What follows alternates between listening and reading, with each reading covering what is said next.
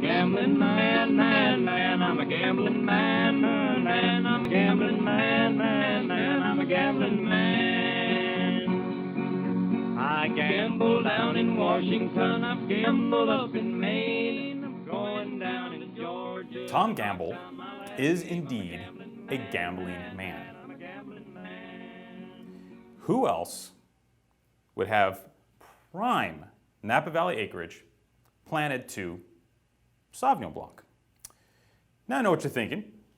Why is that strange? Why is that weird? Why is this guy taking a gamble on having Sauvignon Blanc in the ground in the middle of the Napa Valley? Well, here's the reason. I recently did some studying, opened some books. I open books once in a while.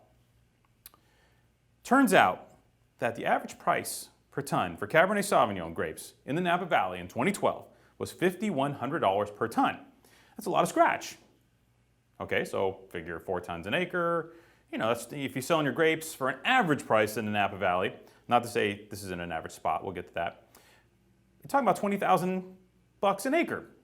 You own 10 acres, that's 200 grand a year. Not bad. And then I looked at Sauvignon Blanc. Okay, Sauvignon Blanc. What's Sauvignon Blanc going for per ton in the heart of the Napa Valley? Well, guess what? Sauvignon Blanc's going for $1,800 a ton in the heart of the Napa Valley. So why in the hell would you have Sauvignon Blanc in the ground when you could just as easily rip it out, put Cabernet Sauvignon there, and get almost 3 times the money from the same dirt? This does not make fiscal sense. But I thought about it.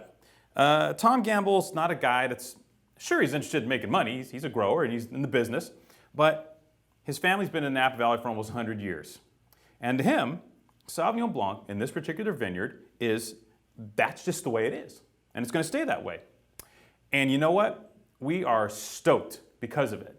Because this Sauvignon Blanc is in one of the best vineyard patches in the Napa Valley. It turns out making some of the best Sauvignon Blanc in the state. The Gamble Yountville Sauvignon Blanc is terrific wine and has been for years. Tom's been doing this for as long as I can remember, as long as I've been in the business. And Sauvignon Blanc has always been kind of his thing. But he's always marched to his own beat, if you will. And what he was doing before a lot of folks was looking to kind of like the white Bordeaux wines for inspiration.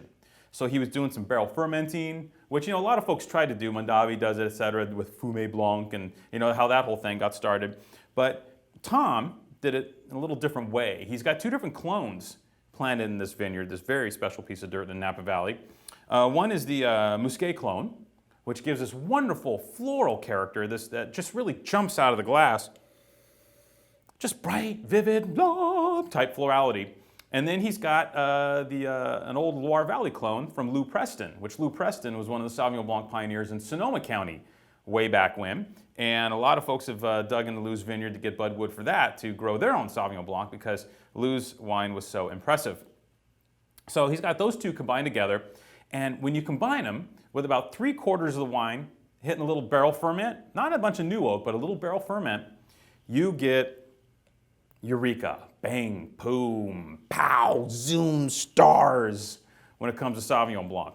This wine is just this melange of tropical flavors, and citrus and guava and pineapple and the slightly honeyed note, but there's a minerality, there's a raciness, but almost like a honeyed texture. It transcends what we normally think of as Napa Valley Sauvignon Blanc, or just California Sauvignon Blanc. Hell, this is just great friggin' Napa Valley white wine.